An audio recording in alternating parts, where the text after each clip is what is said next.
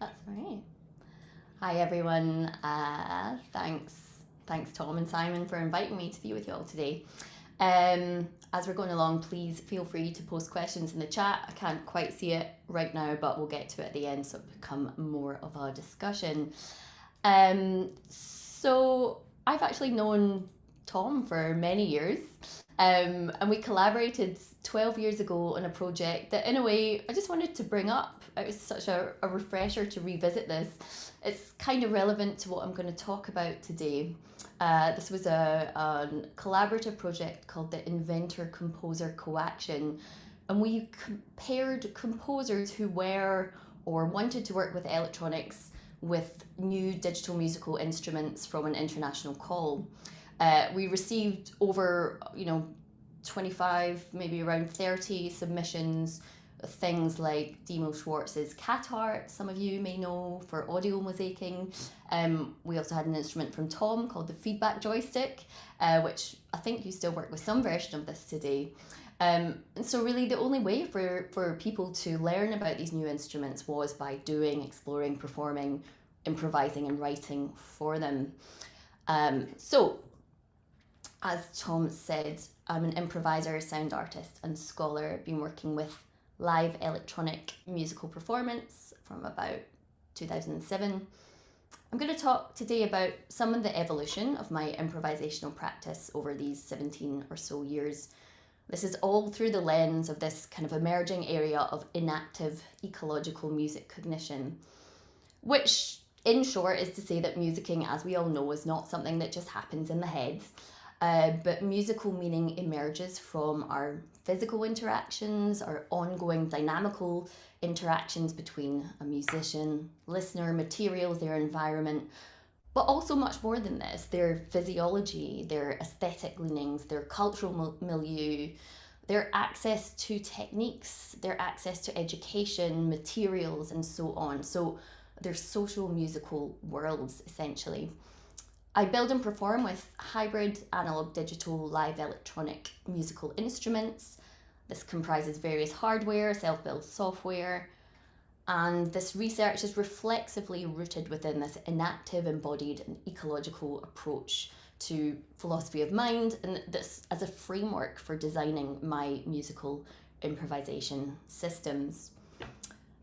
I explore, interrogate, investigate some of the theoretical ideas through my practice, so I'll show lots of media examples as we go along. And the images in my slides are from my own solo and collaborative improv performances.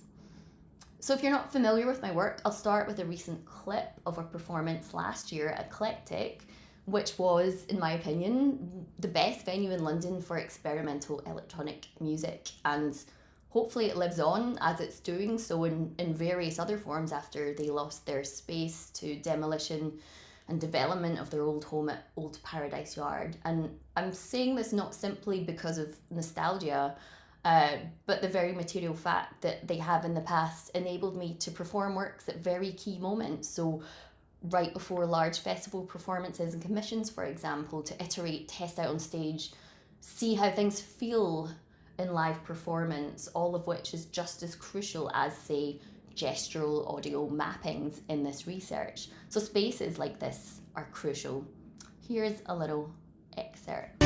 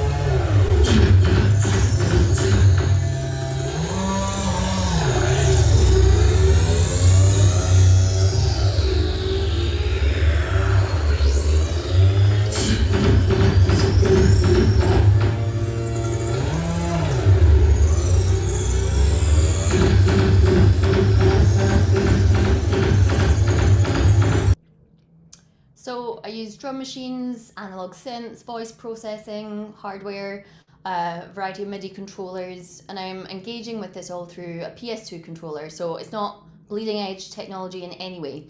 My instrument is intentionally somewhat unpredictable, somewhat difficult to play at times, and this design is informed by ecological or living systems where simple interactions can lead to complex behaviours. So always trying to find a balance in the design and performance between chaos, chaotic behaviour, and stasis, and the artistic element to move between these. I think of myself as a performer simply as part of this system, along with the audience and the performance space. It's something I have to respond to navigate through rather than control. We hear this from a lot of artists working in this area. So both audio signals from my voice, synths, drum machines, as well as through many types of synthesis and microsound techniques, sampling, as well as live sampling and other digital processes. So I'm kind of really maximal in what I use in the DSP. And then control data from hardware devices, my controllers using MIDI, CV control voltage, and also open sound control. They're all entangled in this very messy, non-linear, mutually affecting networks. And so for me, when I started using electronics, having the ergonomic click of a key press or micro movement of a trackpad was definitely not something that made musical sense for me. That in no way means that this approach to musical HCI is prescriptive. It's highly individualized. Somebody else's approach may be completely different. So I look to tangible, physical, even haptic or touch-based devices to help me express and feel non-physical digital sound in meaningful ways. Sometimes I work with vibration motors on my skin so I can actually create the sensation that I was used to feeling when playing other types of instruments or experiencing live music.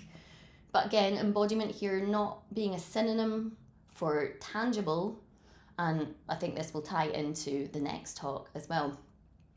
Okay. So here I'll say, while I've explored musical HCI from this very personal perspective, some of what I've learned in the process has expanded my research into very interdisciplinary areas, including exploring augmented haptic music perception systems with people who wear cochlear implants. So this 2023 paper looks at that collaborative and very interdisciplinary work.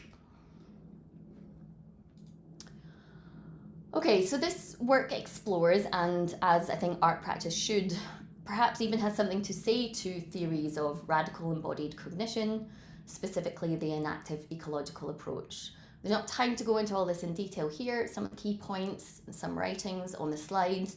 I can point you towards more afterwards if you're interested, but essentially this provides a framework for understanding musical activity, which includes, in my case, digital musical instrument design, as both corporeal and culturally situated action. So reflecting the very non-linear complexity of living, being, and making sense of the world. The affordances in my system are not cerebrally mapped out, although there's a very interesting project by now graduated at the time PhD researcher Jacob Hart, who did map out my system with a signal flow, which was very interesting for me to see. But I'm thinking about exploring and producing music through playful, dynamic, ongoing navigation between myself, the material, the sonic aspects of my system, the environment, architecture that I'm performing in, stage, speaker layouts, audience, and of course, many collaborators. This work follows philosopher and cognitive scientist Hanne de Jager and her resistance to privileging what I'll sum up in brief as the computational language that's often used within cognitive science research. So computational theories of mind, this later informing failed, in a sense, computational approaches to artificial life. And she asserts that, quote, our most sophisticated knowing is full of uncertainty, inconsistencies, ambiguity, contradictions. So the performance system is informed by, not always so bleeding edge research, but still fruitful early models, often second order cybernetics, artificial life, and has explored notions of feedback, unpredictability, autopoiesis, affordances, dynamic systems, themes around which this enactive ecological approach to cognition have emerged. This also speaks to this quote by Tara Rogers, that quote, "To take seriously an analogy between sounds and forms of life as fleeting, overlapping, and ever in transformation requires that we dismantle the subject position of detached and knowing observer that persists in audio-technical discourse and recognize ourselves amid the currents, always provisionally defined in relation to other humans, species, things, and environments. In the case of the human, this design has been shaped by the many communities of practice that I've participated in over these years by way of friends, mentors, educators, students, collaborators, workshop leaders, workshop participants, community groups, ensembles, research groups, and so on. So it's nice to think back here to the project with Tom, the inventors and composers, all these years ago, and a project that in no way was thinking about instrument design as a competitive venture. It wasn't set up in that way. It was an exploratory approach. My work also employs live electronic musical improvisation as an exemplary model for exploring the enactive-ecological framework in its ability to offer a site for participatory, relational, evolving, and embodied musical activities or processes to unfold. So as George Lewis and Benjamin Paquet note, quote, "Musical improvisation continues to play an important role as a model for how various fields of scholarship pursue the identification and theorization of improvisative structure and function in human endeavour more generally, i.e. beyond music." So there's many studies that in cognition psychology that look to improvisation. So I've used the domain of live electronic improvised music as a candidate for developing highly experimental, technologically mediated situations in which numerous aspects of human and musical behaviours can be explored. So this has included, turning a neurotechnology lab in Texas into laptop improvisers in a bid to resist measurement of myself as an improviser. So they wanted to measure my brain waves as I was improvising. I wanted to communicate instead what it is that the activity of musicking can actually be in collaborative, experimental, highly creative settings for people who would consider themselves novices or non-musicians, really quickly realizing that they can rapidly be highly creative and expressive through these tools, or developing bespoke musical instruments with autistic adults, working with children in electronic music pedagogy, or rapidly facilitating multimedia collective improvisations through self-organizational group identity formation. This is all prior research. If you're interested, I can point you to that work. So more recently, I was commissioned to work with some new tools for audio decomposition, segmentation, manipulation, and machine learning called Fluid Corpus Manipulation from the Flucoma project by a research group that was based at the University of Huddersfield at the time. So for me, this was a challenge to think about how to incorporate machine learning into this already existing mature instrument for improvisation within the creative coding language Max, how this could be embodied through performance practice. So I've been trying out a few different techniques, and I'm interested in how it can help me be expressive, to organize material, create structures, and at the same time allow me to do less work, or rather work for me in doing some of the things that I don't like to do as a musician, which in my case is making decisions about small details and what's happening.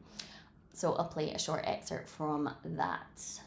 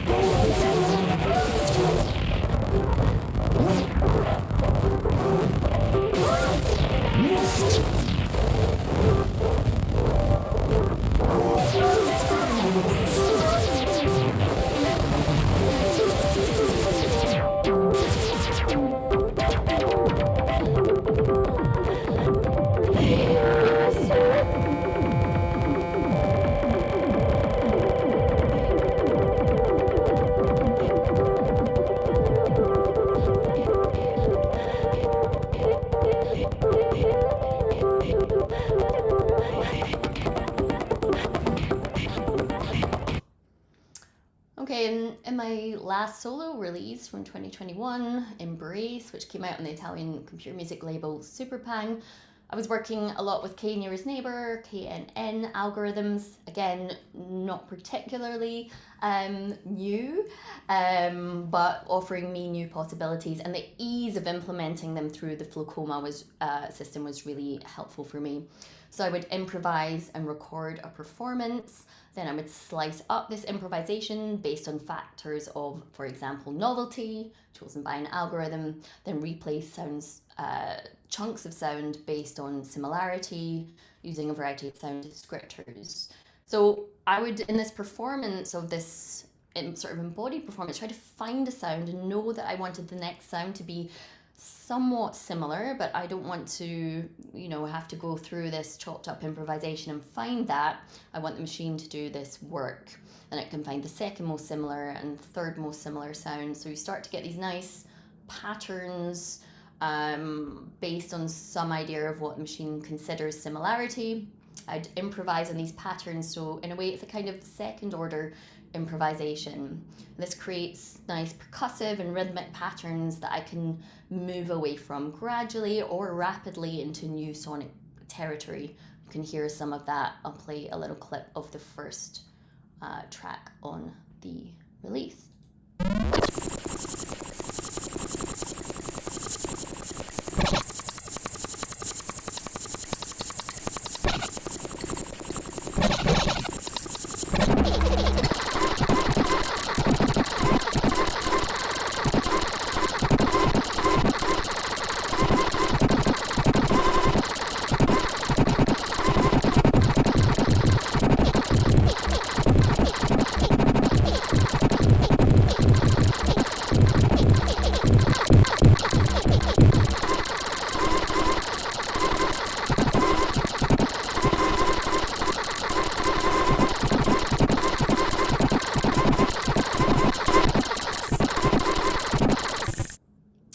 And then during COVID lockdowns, I played around with this technique in combination with AV material, so reassembling of the materials also involving video of improvised performances.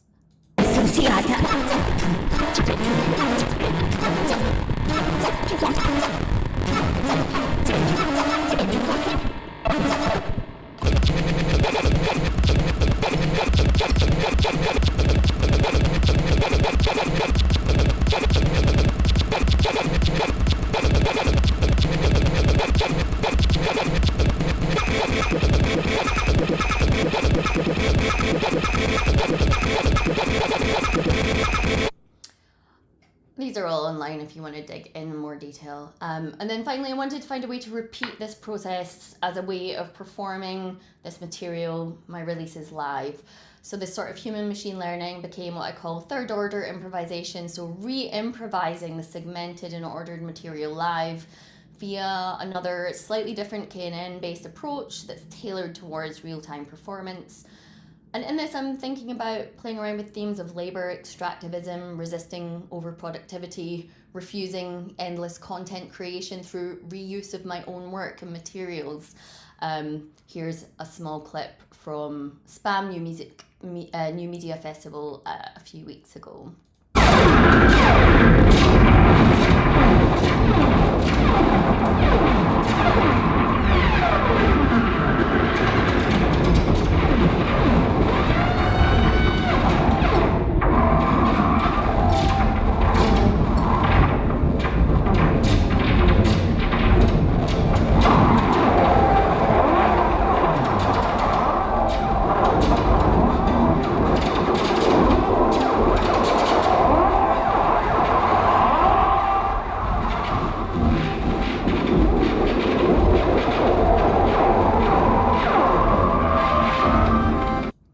Okay, and we're getting to the end of time, so I'm going to just really jump through this, but, circling back to say musical improvisation has received a lot of attention from a lot of studies within cognitive science research, including several related to embodiment, joint coordination, and other social musical themes. These are some examples that have informed this work.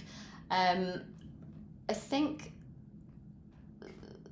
it's important that accounts of embodiment within improvised music are nuanced, because the implications of various approaches lead to fundamentally different trends regarding which musical activities or practices are validated, reproduced, and a lot of the discussion around musical improvisation in this type of research sort of parallels the discussions related to AI and musical practices. Which forms of music are studied, which forms of music are ignored, which types of practices are included and explored, and so on, which are ignored. So I will just conclude by saying that it's not, I would say, the technological developments that are necessarily of most interest within my own practice. It's these various social musical configurations that are brought about within the embodied performance of such techniques that I would suggest, and I think many of the artists that you've had in this series as well have also demonstrated, I feel, hold the most potential for creating new musical worlds. Thank you.